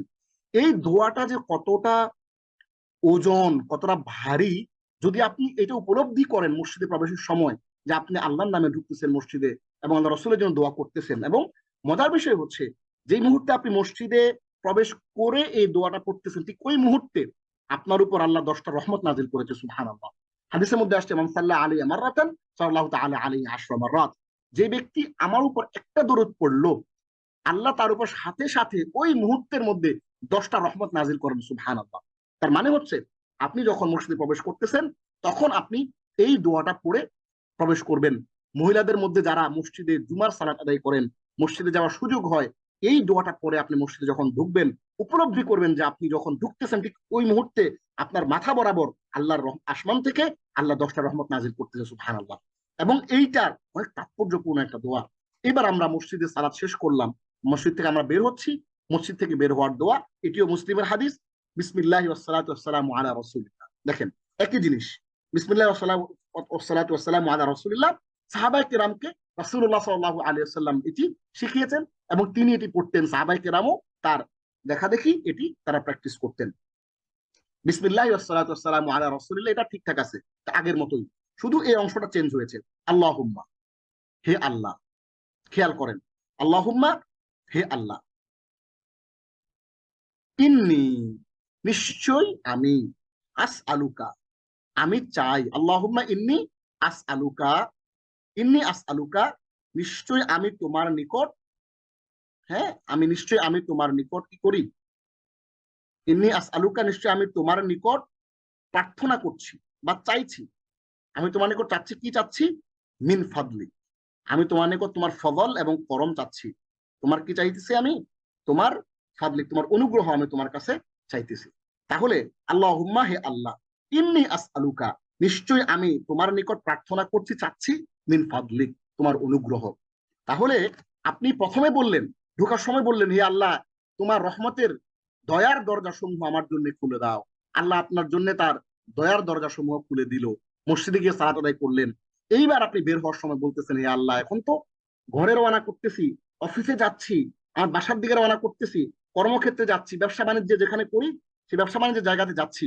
আল্লাহ, এই যে যাচ্ছি, যে তুমি আমার কি করো, তোমার অনুগ্রহ আমি তোমার কাছে চেয়ে আমি রওনা করতেছি। সুতরাং আমার সকল কাজের মধ্যে তুমি কি করো, বরকত দান করো, বারাকা দিয়ে আমার পুরো এই সবকিছুকে তুমি ভরিয়ে দাও। যখন আপনি এই দোয়াটা করবেন, যখন আল্লাহর কাছে দোয়াটা করে যখন আপনি বের হবেন, তখন দেখবেন যে আপনার বের হওয়ার পরে আপনার যে কাজগুলা, এগুলাতে আল্লাহ অটোমেটিক্যালি বরকত দান করে দেবেন।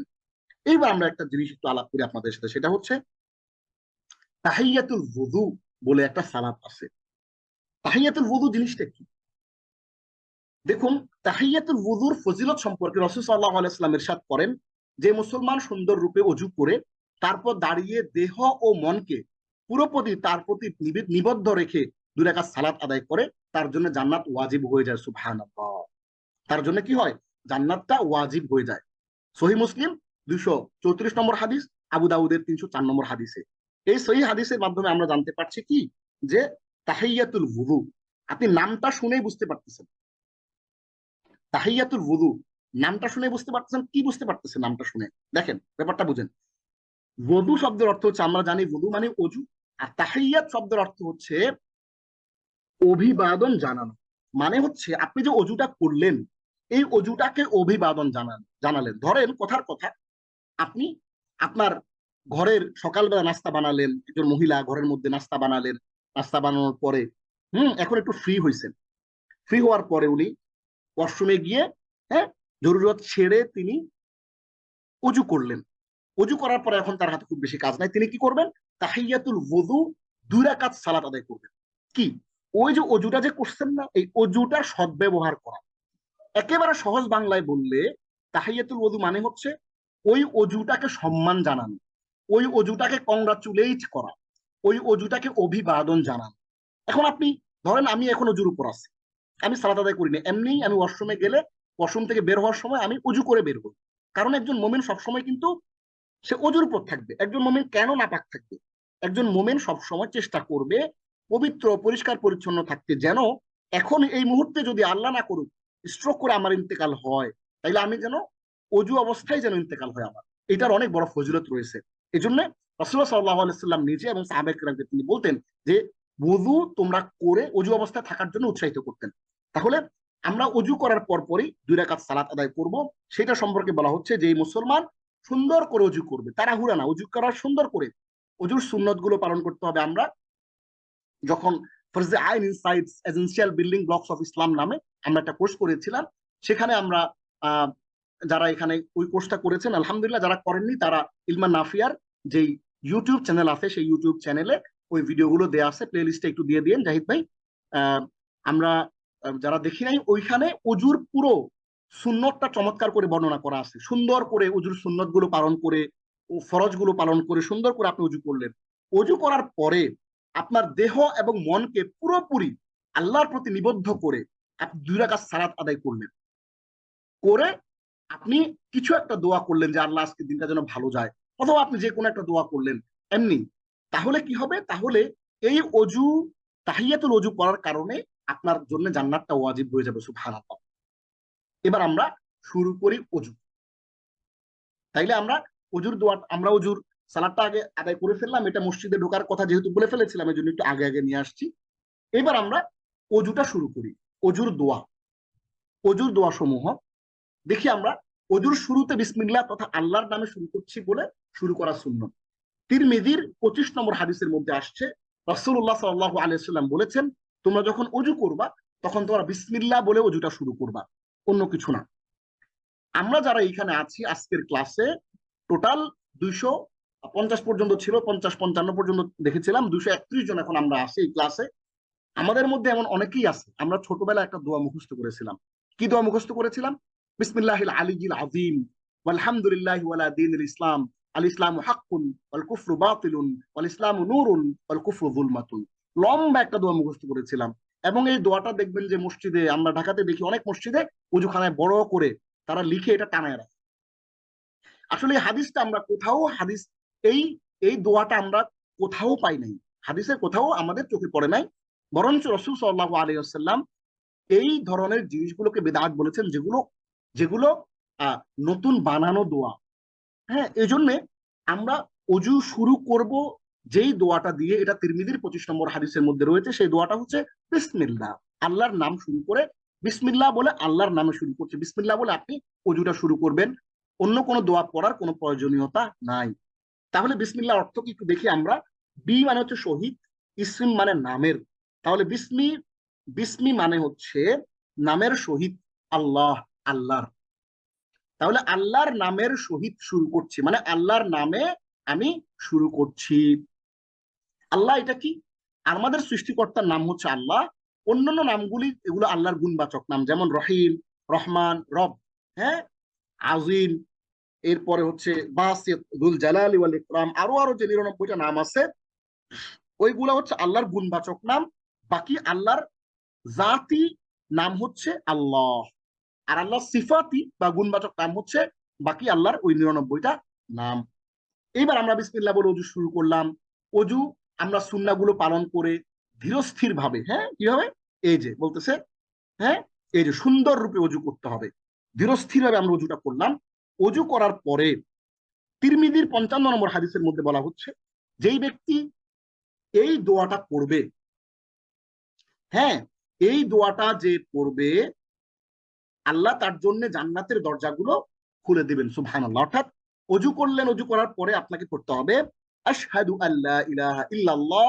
অজু সমাপ্ত করার পরে কালেমা শাহাদাতটা পড়া মুস্তাহাব। হ্যাঁ, রাসূল সাল্লাল্লাহু আলাইহি ওয়াসাল্লাম সাহাবায়ে কেরামকে উৎসাহিত করতেন। দোয়াটা কি?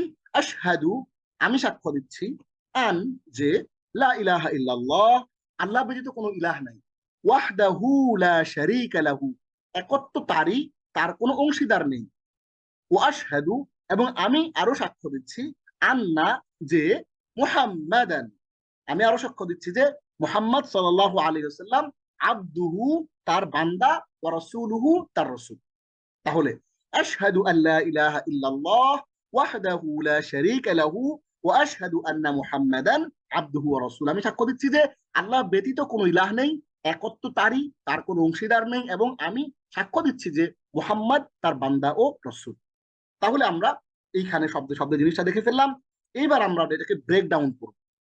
তাহলে আমরা হাদিস অনুযায়ী জানতে পারছি যে অজু শুরু করলাম বিসমিল্লাহ বলে, অজু যখন শেষ করলাম, পা ধোয়া শেষ, এবার আমরা আশহাদু আল্লা ইলাহা ইল্লাল্লাহ ওয়াহদাহু লা শারীকা লাহু ওয়া আশহাদু আন্না মুহাম্মাদান আবদুহু ওয়া রাসূলুহু এটা পড়বো। এটা পড়লে আল্লাহ তার জন্য কি হবে, জান্নাতের দরজাগুলো আল্লাহ খুলে দেবেন। আমরা এবার শব্দ শব্দ একটু দেখি। আশহাদু আমি সাক্ষ্য দিচ্ছি, আন যে, লা নাই, ইলাহা ইলাহ। আশহাদু আন লা ইলাহা আমি সাক্ষ্য দিচ্ছি যে কোনো ইলাহ নাই, ইল্লা ব্যতীত, আল্লাহ আল্লাহ ব্যতীত, ওয়াহদা একত্ব, হু তারি, লা আই শারীকা শরীক, লাহু তার জন্য। তাহলে ইল্লাল্লাহু ওয়াহদাহু লা শারীকা লাহু আল্লাহ একত্ব, একক, তার অন্য কোনো শরীক নাই। ওয়া এবং আশহাদু আমি সাক্ষ্য দিচ্ছি, আন্না যে, মুহাম্মাদান মুহাম্মদ, আব্দু বান্দা, হু তার, ওয়া এবং রসুল রসুল, হু তার। তাহলে ওয়া আশহাদু এবং আমি সাক্ষ্য দিচ্ছি, আন্না যে, মুহাম্মাদান মুহাম্মদ, আব্দুহু তার বান্দা, ওয়া এবং রসুলহু তার রসুল। তো এখানে আমরা শব্দে শব্দে একবার করে এই জিনিসটাকে পড়লাম। পড়ার পরে এবার আমরা প্রত্যেকটা শব্দকে ভেঙে ফেলেছি। ভেঙে ভেঙে আপনাদের জন্য এখানে চমৎকার করে কিন্তু জিনিসটা এখানে আমরা নিয়ে এসেছি। তারপর এই দোয়া পড়া সুন্নাত। তাহলে আমরা অজু করলাম, প্রথমে অজু শেষে বিসমিল্লাহ বলে অজু করলাম। অজুর শেষে আমরা আশহাদু আল্লা ইলাহা ইল্লাল্লাহ ওয়াহদাহু লা শারীকা লাহু ওয়া আশহাদু আন্না মুহাম্মাদান আবদুহু ওয়া রাসূলুহু কালেমা শাহাদাতটা পড়লাম। পড়ার পরে আমরা এই দোয়াটা করব, আল্লাহুম্মা জাআলনি মিনাত তাওয়াবিন ওয়াজআলনি মিনাল মুতাতাহহিরিন। এই দোয়াটা পড়া এটা সুন্নাত। ওই দোয়াটার পরে তিরমিজির ৫৫ নম্বর হাদিসের মধ্যে এই ব্যাপারটি স্পষ্ট করে বলে দেয়া আছে যে কালেমা শাহাদাত পড়তে হয়, কালেমা শাহাদাত পড়ার পরে এই দোয়াটা পড়তে হয়।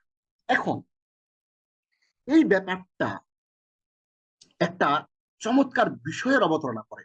ব্যাপারটা একটু মনোযোগ দিয়ে শুনেন।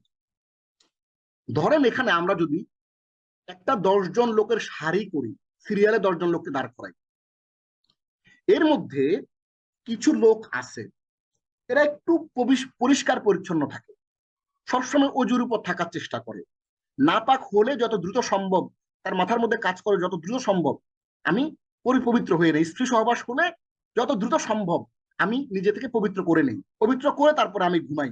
অথবা হ্যাঁ, এই যে একটা শ্রেণীর মানুষ আছে যারা সব সময় নিজেদেরকে পবিত্র পবিত্র রাখতে চায়, পবিত্রতার একটা ভাইব তার ব্রেনের মধ্যে ঢুকে আসে, সাইকোলজিক্যালি এই লোকটা পবিত্রতা পছন্দ করে। আচ্ছা, আরেক শ্রেণীর লোক আছে যারা একটু দেরিতে, যে না ঠিক আছে আমাদের সময় উজু করব, এখন উজু না করলে অসুবিধা নাই, অথবা ধরেন স্ত্রী সহবাস হলো, অথবা ধরেন গোসল ফরজ হলো, তাহলে হচ্ছে এটা আসে, এটাকে ডিলে করে, পিছায় দেয়, একটু পরে করে। এইটা পরে করলে যে কবিরা গুনাহ হচ্ছে তা না, কিন্তু এই দুইটা শ্রেণীর মধ্যে পার্থক্যটা আপনাকে বুঝতে হবে। এই পার্থক্যটা বুঝার জন্য আমরা কোরআনের একটা আয়াতের কাছে চলে যাই। কোরআনে বলা আছে, ফিহি রিজালুন ইউহিব্বুনা আন ইয়াতাতাহহারু ওয়াল্লাহু ইউহিব্বুল মুতাহহিরিন। আরবের লোকেরা, যে সমস্ত মানুষজন একটু ভালো চলতে চায়, একটু পরহেজগার মানুষজন, টিটকিরি দেয় না, অনেক বড় বুজুর্গ হয়ে গেছে এরকম অনেকে টিটকারি দেয় দেখবেন। আপনি যদি একটু ব্যাংকে টাকা রাখার ক্ষেত্রে একটু সচেতনতা সতর্কতা অবলম্বন করেন, এরপর খরচের ক্ষেত্রে সতর্কতা অবলম্বন করেন, ইনকামের ক্ষেত্রে সতর্কতা অবলম্বন করেন, দেখবেন আপনার কলিগদের মধ্যে, বন্ধুদের মধ্যে, আপনার পরিবারের কিছু কিছু লোক নাক ছিটকাবে, বেশি বুঝে, অনেক বড় অনেক কিছু হয়ে গেছে, এরকম টিটকিরি মারে। এই জিনিসটা আরবের ওই জাহিলি যুগেও ছিল। আরবের লোকেরা, সাহাবাই কেরামের মধ্যে কিছু মানুষজন ছিলেন, তারা সবসময় পবিত্রতা পছন্দ করতেন।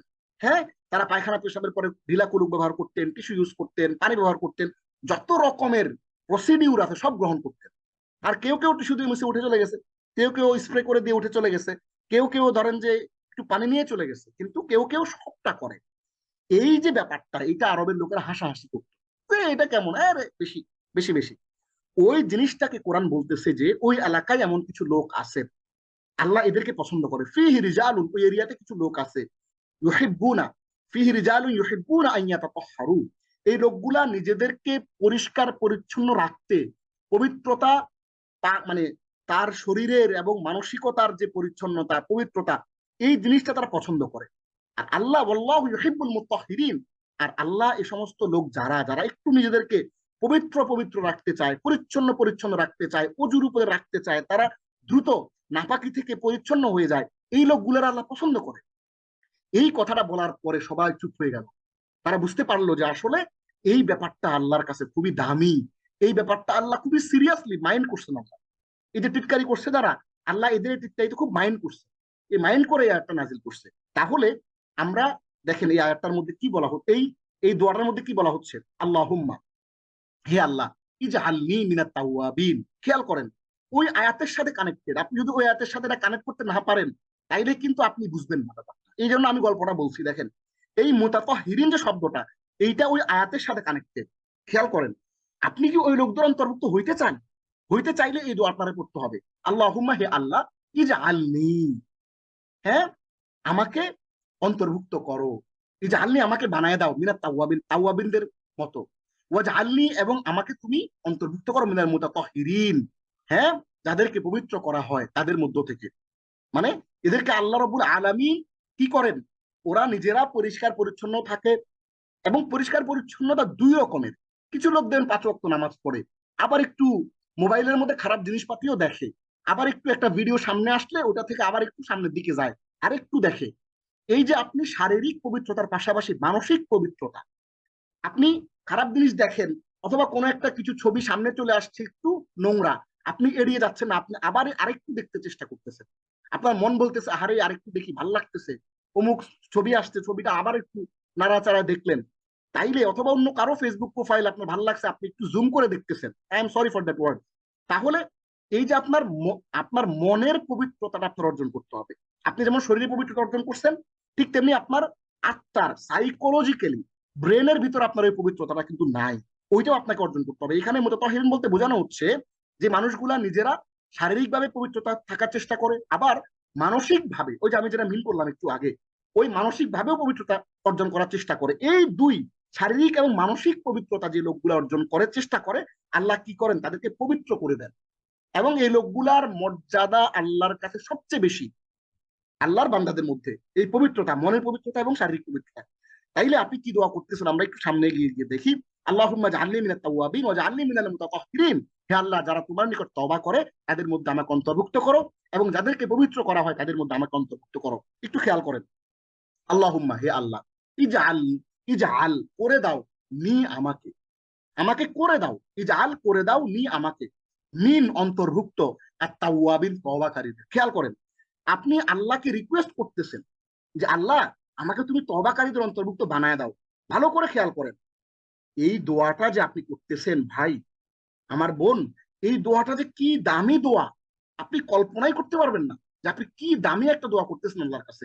আপনি বুঝতেছেনই না, আপনি আল্লাহকে বলতেছেন আল্লাহ, আল্লাহ বলছেন যে কুল্লু বানি আদম খাত্তাউন ওয়া খায়রুল খাত্তাইন আত-তাওয়াবুন, যে বনি আদমের মধ্যে সবাই ভুল করে, এই ভুলকারীদের মধ্যে আমার কাছে সবচেয়ে প্রিয় হচ্ছে যারা তওবা করে তারা। এই হাদিসের সাথে আপনি এটা কানেক্ট করেন না, কানেক্ট করলে দেখবেন, বুঝতে পারবেন যে আপনি ওই ওই শ্রেষ্ঠ বনি আদমদের অন্তর্ভুক্ত হওয়ার জন্য দোয়া করতেছেন, হে আল্লাহ, ইজআলনি মিনাত তাওয়াবিন। দেখেন ইসলামের প্রত্যেকটা সাপ্লিকেশন কতটা পাওয়ারফুল, কতটা শক্তিশালী। দেখেন আপনাকে অজুর মধ্যে, সিম্পল অজুর মধ্যে একটা দোয়া শিখিয়ে দিচ্ছে রাসূল সাল্লাল্লাহু আলাইহি ওয়াসাল্লাম, যে তুমি বিসমিল্লাহ বলে অজু করলা, অজুর শেষে তুমি কালেমা শাহাদাত পড়বা, এরপরে এই দোয়াটা করবা। আজকের পর থেকে ইনশাআল্লাহ এখানে আমরা যারা আছি, আমি সহ 238 জন, আমরা ইনশাআল্লাহ এই দোয়াটা পড়বো। এবং এই দোয়া শুধু পড়বই না, এটা ফিলিংটা নিয়ে পড়বো, হে আল্লাহ, আমাকে তুমি তওবাকারীদের অন্তর্ভুক্ত করে দাও, ওয়া, এবং ইজআল, করে দাও, নি, আমাকে, মিন, অন্তর্ভুক্ত, আল মুতাতাহহিরিন, পবিত্রতা অর্জনকারীদের। দেখেন ও যে বললাম যে মানসিক এবং শারীরিক পবিত্রতা আমরা চেষ্টা করব। আল্লাহ রাব্বুল আলামিন আমাদেরকে তৌফিক দিন, আমরা সবাই সবসময় অজুর উপর থাকার চেষ্টা করব, যেন আমি যদি এখন মারা যাই যেন অজুর উপর মারা যাই, যতটুকু সম্ভব। হ্যাঁ, যতটুকু সম্ভব আল্লাহ আপনার মর্যাদা বাড়িয়ে দেবেন ইনশাআল্লাহ। তাহলে আমরা অজুর ব্যাপারটা পুরোটা ক্লিয়ার হয়ে গেলাম, অজু আমরা করে ফেললাম।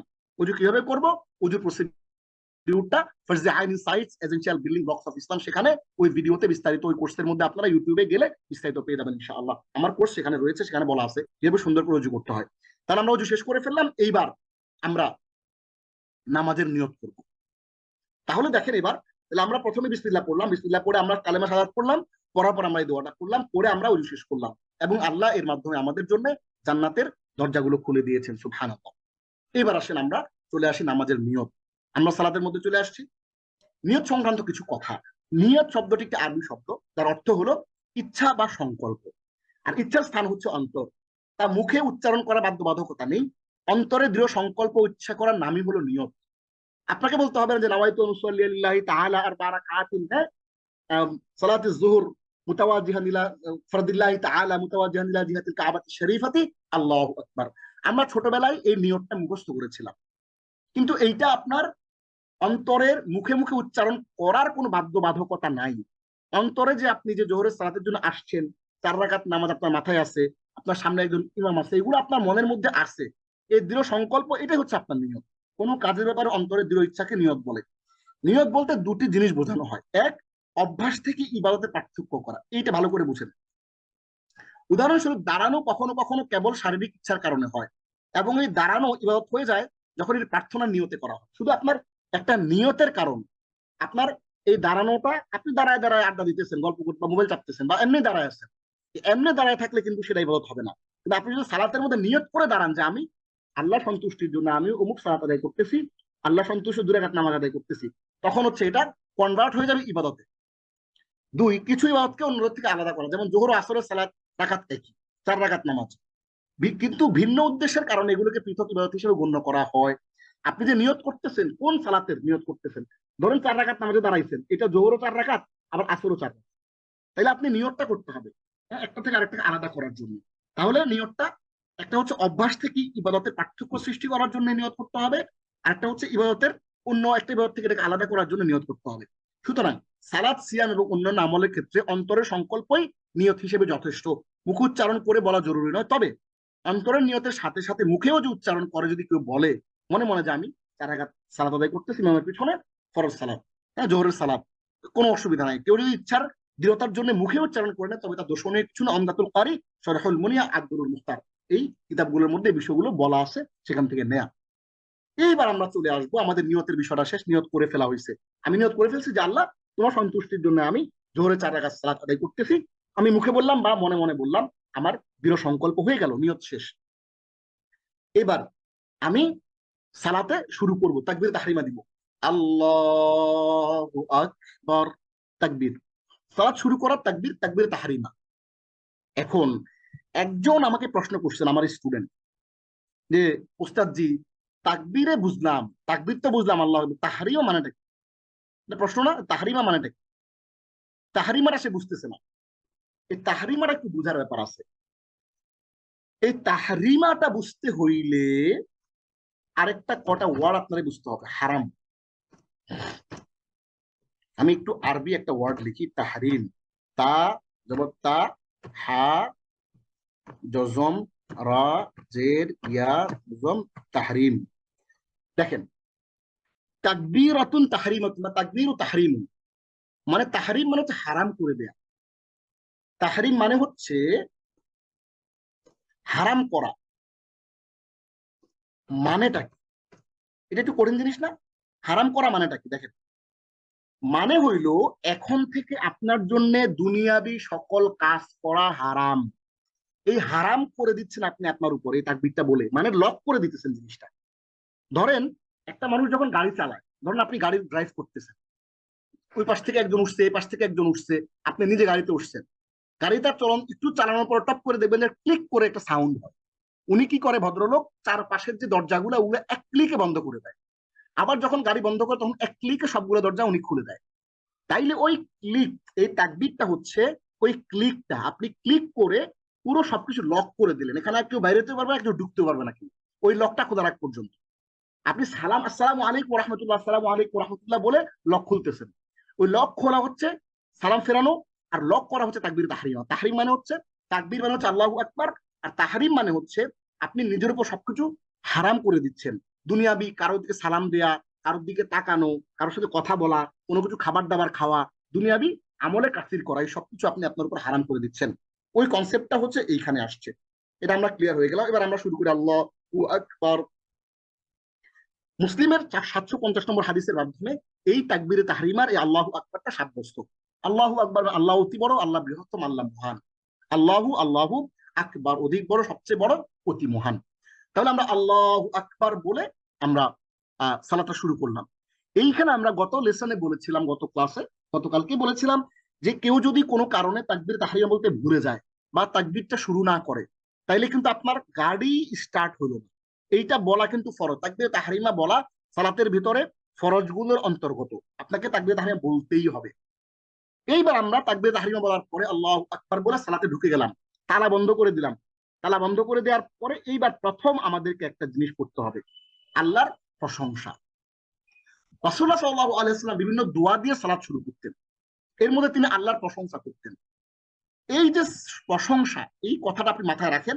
আর এই সানা, এটাকে একটু মাথায় নেন। আমরা লাল করলাম প্রশংসা, এটাকেও লাল করলাম। দেখেন, সানা শব্দের অর্থই হচ্ছে প্রশংসা করা। সানা শব্দের অর্থ কি? প্রশংসা করা। 1 নম্বর সানা এবং 2 নম্বর সানা, আমরা এখানে 2টা সানা পড়ব। এই 2টা সানা পড়ে আমাদের আজকের ক্লাসটা শেষ হবে। এই 2টা সানা আমরা একটু শব্দে শব্দে অর্থ সহ একটু দেখার চেষ্টা করব ইনশাআল্লাহ। আমি সরি, এইখানে একটু ইয়ে হয়ে গেছে। আচ্ছা ঠিক আছে, চলে আসছে অ্যালাইনমেন্টে। ওকে, তাহলে কখনো কখনো এই সানা পড়তেন, কখনো কখনো অন্য সানা পড়তেন। অনেকগুলো সানা হাদিসের মধ্যে আছে। বুখারীর 744 নম্বর হাদিসের মধ্যে এই সানার কথা বলা আছে। রাসূলুল্লাহ সাল্লাল্লাহু আলাইহি ওয়াসাল্লাম সালাত শুরু করার পরে এই সানাটা পড়তেন। আসলে আমরা একটু পড়ি। আল্লাহুম্মা বাঈদ বাইনি ওয়া বাইনা খাতায়ায়া কামা বাআদতা বাইনাল মাশরিকি ওয়াল মাগরিব। আল্লাহুম্মা নাক্কিনি মিন খাতায়ায়া কামা ইউনাক্কা সাওবুল আবিয়াদু মিনাদ দানাস। আল্লাহুম্মা ইগসিলনি মিন খাতায়ায়া বিস-সালজি ওয়াল মাই ওয়াল বারাদ। এরকম একটা আছে। আরেকটা আছে একটু ভিন্ন। আল্লাহুম্মা বাঈদ বাইনি ওয়া বাইনা খাতায়ায়া কামা বাআদতা বাইনাল মাশরিকি ওয়াল মাগরিব। আল্লাহুম্মা নাক্কিনি মিনাজ যুনুব কামা ইউনাক্কা সাওবুল আবিয়াদু মিনাদ দানাস। ওইটা আরেকটা আছে। আবার এইটা যেটা আল্লাহুম্মা বাঈদ বাইনি ওয়া বাইনা খাতায়ায়া কামা বাআদতা বাইনাল মাশরিকি ওয়াল মাগরিব। আল্লাহুম্মা নাক্কিনি মিন খাতায়ায়া কামা ইউনাক্কা সাওবুল আবিয়াদু মিনাদ দানাস। আল্লাহুম্মা ইগসিলনি মিন খাতায়ায়া বিস-সালজি ওয়াল মাই ওয়াল বারাদ। এরকম একই রকমের শব্দ দুই তিন রকমের বলে দুই এক রকমের কিন্তু সানা আছে। আমরা এই সানাটা আমরা একটু, এখানে উচ্চারণ দেওয়া আছে, যারা আরবি পড়তে পারেন না তাদের জন্য দিয়েছি, এটা জাস্ট দেওয়ার জন্য দেয়া। এটা আপনারা এটা ইগনোর করলেও পারেন। আমরা এবার একটু অর্থটা দেখব। হে আল্লাহ, তুমি আমাকে গুনাহ হতে পৃথক রাখো, যেমন ভাবে পূর্বকে পশ্চিম হতে ব্যবধান করেছো। ইয়া আল্লাহ, আমার সীমা লঙ্ঘনকে, পাপকে পরিষ্কার করো, যেমন সাদা পোশাককে দাগমুক্ত করা হয়। ইয়া আল্লাহ, আমার পাপকে বরফ, পানি এবং শিশির দ্বারা পরিষ্কার করে দাও। দেখেন, প্রত্যেকটা দোয়া কতটা সফিস্টিকেটেড, এবং প্রত্যেকটা ওয়ার্ড, প্রত্যেকটা লাইন, প্রত্যেকটা বাক্য কতটা অর্থপূর্ণ একটু খেয়াল করেন। আমরা শুরু করি আল্লাহুম্মা, হে আল্লাহ, বাঈদ, ব্যবধান করে দাও, বাইনি। এই বাইনিটাকে আমরা ব্রেক ডাউন করছি। বাইনা মানে মধ্যে, নি মানে আমার, আমার মধ্যে, ওয়াবাইনা এবং মধ্যে, খতায়া, এই শব্দটাকে আমরা আবার ব্রেক ডাউন করছি। খতায়া মানে হচ্ছে গুনাহ সমূহ, ইয়া মানে আমার, খতায়া মানে আমার গুনাহ সমূহ, কামা যেমন ভাবে, বা আদতা ব্যবধান করেছো, বাইনা মধ্যে, আল মাশরিক পশ্চিম, ওয়া এবং আল মাগরিব পূর্বকে। খেয়াল করেন, আল্লাহুম্মা, হে আল্লাহ, আল্লাহুম্মা বাঈদ, হে আল্লাহ, ব্যবধান করে দাও, বাইনি আমার মধ্যে, অবাইনা খতায়া এবং আমার গুনাহের মধ্যে, কামা বাআদতা বাইনাল মাশরিকি ওয়াল মাগরিব, যেমন ব্যবধান করেছো তুমি পশ্চিম ও পূর্বের মধ্যে। পূর্ব পশ্চিমকে যেমন ব্যবধান করেছো, পূর্ব একদিকে পশ্চিম আরেকদিকে, এরকম আমার আমার মধ্যে এবং গুনাহের মধ্যে ব্যবধান করে দাও। অর্থাৎ আমাকে তুমি গুনাহ থেকে রক্ষা করো। আল্লাহর কাছে আপনি বলতেছেন, আল্লাহ আমাকে গুনাহ থেকে রক্ষা করো। এরপর আল্লাহুম্মা, হে আল্লাহ, নাক্কিনি, নাক্কি পরিষ্কার করো, নি আমাকে, মিন থেকে, খতায়া, এটাকে ব্রেকডাউন করলাম। খতায়া মানে গুনাহ সমূহ, ইয়া মানে আমার। হে আল্লাহ, আমার গুনাহ সমূহ থেকে আমাকে পরিষ্কার পরিচ্ছন্ন করে দাও, যেন বারবার গুনাহগুলো রিপিট না করি, একই গুনাহ বারবার যেন না করি। কামা যেমন, ইউনাক্কা পরিষ্কার করো, আসাউবুল হ্যাঁ পরিষ্কার করা হয়, আসাউবু পোশাককে, আল আবিয়াদ সাদা পোশাককে, মিনাদ দানাস দাগ থেকে। ধরেন একটা পোশাক সাদা, এই সাদা পোশাকটা থেকে ময়লা দাগটাকে দূর করে ফেলা হলো, দাগটাকে দূর করে দেয়া হলো ডিটারজেন্ট পাউডারের মাধ্যমে, অথবা কোন একটা মেডিসিনের ব্লিচিং পাউডারের মাধ্যমে, কথার কথা। ওরকম করে হে আল্লাহ তুমি আমার থেকে, আমার গুনাহ থেকে আমাকে পরিষ্কার করে দাও, যেমনি ভাবে সাদা পোশাককে ময়লা দাগ থেকে পরিষ্কার করা হয়। তার মানে সাদা একটা জুব্বা, ওইটার মধ্যে ধরেন একটু ময়লা লাগছে, ওইটাকে আপনি লন্ড্রিতে দিয়ে দিলে যেমন দাগের ছিটে ফোটাও থাকে না, আপনি বুঝতেই পারবেন না যে এখানে দাগ ছিল। ওই রকম আল্লাহ তুমি আমাকে একবার ফকফকা সাদা, ফকফকে সাদা একেবারে গুণাবিহীন আল্লাহ তুমি আমাকে বানায় দাও। খেয়াল করেন এই দোয়াগুলা কতটা পাওয়ারফুল, তাইলে এরপর দেখেন আল্লাহুম্মা, হে আল্লাহ। এই দোয়ার তিনটা অংশ। প্রথম অংশটা হচ্ছে আল্লাহুম্মা বাইদ বাইনি ওয়া বাইনা খতায়ায়া কামা বা'আদতা বাইনাল মাশরিকি ওয়াল মাগরিব, একটা অংশ। আল্লাহুম্মা নাক্কিনি মিন খতায়ায়া কামা ইউনাক্কা সাওবাল আবিয়াদু মিনাদ দানাস, দ্বিতীয় অংশ। এবং তৃতীয় অংশটা হচ্ছে আল্লাহুম্মা, হে আল্লাহ, ইগসিলনি। ইগসিলনি মানে, ইগসিল মানে পরিষ্কার করো, নি আমাকে, আমাকে পরিষ্কার করে দাও। ইগসিল মানে ধুয়ে মুছে সাফ করে দাও, একেবারে ধুয়ে মুছে সাফ করে দাও আমাকে, একেবারে ধুয়ে দাও আল্লাহ, ধুয়ে মুছে সাফ করে দাও আমাকে। মিন হতে, খতায়া আমার গুনাহ হতে। কি কি দ্বারা ধুয়ে মুছে সাফ করবা? বি দ্বারা, আসালজি মানে বরফ, বরফ পানি দ্বারা। স্পেশালি ধরেন একটা স্পেশাল ট্রিটমেন্ট দিতে বলতেছে যে আল্লাহ একেবারে বরফ পানি দিয়ে, ঠান্ডা বরফ পানি দিয়ে, ওয়াল মাই এবং পানি দিয়ে, বরফ দিয়ে, ওয়াল বারাদ এবং শিশির দিয়ে। পানি, বরফ এবং শিশির, এরকম একটা কম্বিনেশন দিয়ে, এরকম একটা একটা কম্বিনেশন দিয়ে, এরকম একটা পানির একটা, হ্যাঁ, মিশেল দিয়ে তুমি আমাকে আমার গুনাহ থেকে ধুয়ে দাও। কতটা সফিস্টিকেটেড আলাপ দেখেন, খেয়াল করেন। তার মানে হচ্ছে আমরা আল্লাহর কাছে আমাদের মূলত গুনাহ থেকেই ক্ষমা চাচ্ছি, এবং আমাদের গুনাহগুলো, আমাদের ভুলগুলো যেন আল্লাহ মাফ করে দেন, সেদিকে আমরা আল্লাহকে আহ্বান করছি। তাহলে আমরা এই পুরো দোয়াটা থেকে কি শিখছি? আল্লাহুম্মা বাঈদ বাইনি ওয়া বাইনা খতায়ায়া কামা বা'আদতা বাইনাল মাশরিকি ওয়াল মাগরিব। আল্লাহ তুমি আমাকে গুনাহ থেকে পৃথক রাখো, যেমন ভাবে পূর্বকে পশ্চিম হতে তুমি প্রদান করেছো। আল্লাহুম্মা নাক্কিনি মিন খতায়ায়া কামা ইউনাক্কা সাওবুল আবিয়াদু মিনাদ দানাস। হে আল্লাহ, আমার সীমালঙ্ঘনকে, পাপকে পরিষ্কার করো, যেমন সাদা পোশাককে দাগমুক্ত করা হয়। আল্লাহুম্মা ইগসিলনি মিন খতায়ায়া বিসালজি ওয়াল মাই ওয়াল বারাদ। হে আল্লাহ, আমার পাপকে বরফ পানি এবং শিশির দ্বারা ধুয়ে মুছে পরিষ্কার করে দাও। তাহলে আমরা এই যে সানাটা আমরা বুখারীর হাদিসের মাধ্যমে, সরি মুসলিমের বুখারীর 744 নম্বর হাদিস, 744 44 নম্বর হাদিসের মাধ্যমে আমরা কিন্তু এই সানাটা পেয়েছি, এবং এটি আমরা চমৎকার করে শব্দে শব্দে অর্থ সহ শিখে ফেলেছি। আজকে আপনি যখন, আমাদের এই লেসনটা শেষ হবে, আমরা যখন পিডিএফ ফাইলটা আপনাকে দিয়ে দিব, অবশ্যই আপনি এটা মুখস্থ করে নেবেন। আল্লাহ রাব্বুল আলামিন আমাদেরকে তৌফিক দিন, আমরা কখনো কখনো এটা পড়বো। আরেকটা সানা রয়েছে আমাদের, এটি বুখারী, সহিহ বুখারীর 804 নম্বর হাদিসের মাধ্যমে প্রমাণিত। এই সানাটা আমাদের সমাজের মধ্যে বেশি প্রচলিত রয়েছে। সানা নম্বর 2, তৃতীয় নম্বর সানাটা আমরা এখানে একটু আলাপ করতেছি। সেটা কি আমরা সবাই পারি?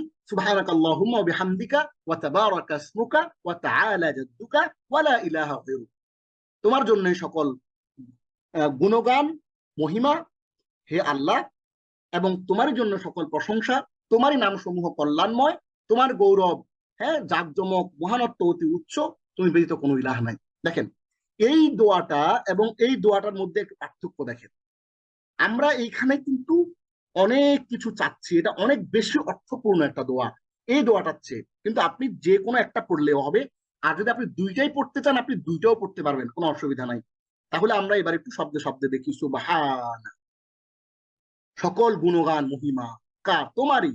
আল্লাহুম্মা, হে আল্লাহ, ওয়া এবং বি শহীদ, হামদ প্রশংসা, কা তোমারই। সুবহানাকা আল্লাহুম্মা ওয়া বিহামদিকা, তোমারই সকল মহিমা হে আল্লাহ, এবং তোমারই সকল প্রশংসা। ওয়া এবং তাবারাকা কল্যাণময়, তাবারাকা কল্যাণময়। ইসমু নামসমূহ, কা তোমারই, তোমারই নামসমূহ কল্যাণময়। ওয়া এবং তাআলা অতি উচ্চ, জাদ্দুকা জাদ্দু তোমার মর্যাদা, জাদ্দুকা তোমার মর্যাদা, জাদ্দু মর্যাদা, কা তোমার। ওয়া তাআলা জাদ্দুকা এবং অতি উচ্চ তোমার মর্যাদা। ওয়া এবং লা ইলাহা গায়রুক, তোমার ব্যতীত বা তুমি ব্যতীত অন্য কোনো ইলাহ নাই। তাহলে আমরা চমৎকার করে কিন্তু সুবহানাকাল্লাহুম্মা বিহামদিকা ওয়া তাবারাকা ইসমুকা ওয়া তাআলা জাদ্দুকা ওয়া লা ইলাহা গায়রুক, এটা কিন্তু আমরা শব্দে শব্দে অর্থ সহ শিখে ফেলেছি। তাহলে আমরা আরেকবার একটু দেখি। সুবহানাকাল্লাহুম্মা, হে আল্লাহ তোমারই সকল গুণগান, ওয়া বিহামদিকা এবং তোমারই সকল প্রশংসা, ওয়া তাবারাকা ইসমুকা তোমার নাম সমূহ কল্যাণময়, ওয়া তাআলা জাদ্দুকা অতি উচ্চ তোমার মর্যাদা, ওয়া এবং লা ইলাহা গায়রুক তুমি ব্যতীত অন্য কোনো ইলাহ নাই। আমরা এক নজরে শব্দগুলো একটু দেখে নেই। আল্লাহু মানে আল্লাহ, আকবার মানে মহান, সুবহানাকা মানে আপনার পবিত্রতা, আল্লাহুম্মা হে আল্লাহ, ওয়া এবং বিহামদিকা আপনার প্রশংসা সহ, তাবারাকা বরকতময় হয়েছে, ইসমুকা আপনার নাম, তাআলা মহান, জাদ্দুকা আপনার মহত্ব, লা নাই, ইলাহা ইলা, গায়রুকা আপনি ব্যতীত। তাহলে আমরা এবার একটু সরল অর্থটা দেখে নেই। সুবহানাকাল্লাহুম্মা ওয়া বিহামদিকা ওয়া তাবারাকা ইসমুকা ওয়া তাআলা জাদ্দুকা ওয়া লা ইলাহা গায়রুক, হে আল্লাহ আমি আপনার প্রশংসা পবিত্রতা ঘোষণা করছি, আপনার নাম বরকতপূর্ণ, আপনার মাহাত্ম্য সুউচ্চ এবং আপনি ব্যতীত অন্য কোনো ইলাহ নাই। আমাদের দেখা হবে পরবর্তী দর্শে ইনশাআল্লাহ। এই লেসনে আমরা যা যা শিখেছি, আমরা সালাতের প্রস্তুতি গ্রহণ কিভাবে করতে হয় সেটা শিখেছি। আমরা আজান এবং ফজরের আজানের বিশেষ বাক্য, আজানের দোয়া এবং ইকামত গুলো আমরা শব্দে শব্দে অর্থ সহ শিখেছি। মসজিদে সালাত আদায়ের ফজিলত জেনেছি, মসজিদে প্রবেশের দোয়া শিখেছি, মসজিদে বের হওয়ার দোয়া শিখেছি, তাহিয়াতুল ওযুর ফজিলত দেখেছি এবং ওযুর দোয়া সমূহ আমরা হাদিসের রেফারেন্স সহ আমরা কিন্তু চমৎকার করে আপনাদেরকে সেগুলো তাৎপর্য সহ বলার চেষ্টা করেছি এবং নামাজের নিয়ত নিয়ে কথা বলেছি এবং তাকবীরে তাহরিমা, তাকবীর অর্থ কি এবং তাহরিমা শব্দের অর্থ কি সেটাও আমরা বলে দেওয়ার চেষ্টা করেছি এবং দুই রকমের সানা এটা আমরা শব্দে শব্দে অর্থ সহ বলেছি এবং এর তাৎপর্যটা কি সেটাও বলার চেষ্টা করেছি। এই হচ্ছে মোটামুটি আমাদের আজকের এই ক্লাসটি।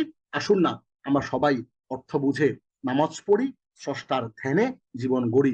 মা'আস-সালামা, সবাইকে ধন্যবাদ। জাযাকুমুল্লাহু খাইরান। هذا ما عندي والعلم عند الله عليه توكلت إليه أنيب. هذا وصلى الله على سيدنا محمد وعلى آله وصحبه أجمعين. والسلام عليكم ورحمة الله وبركاته.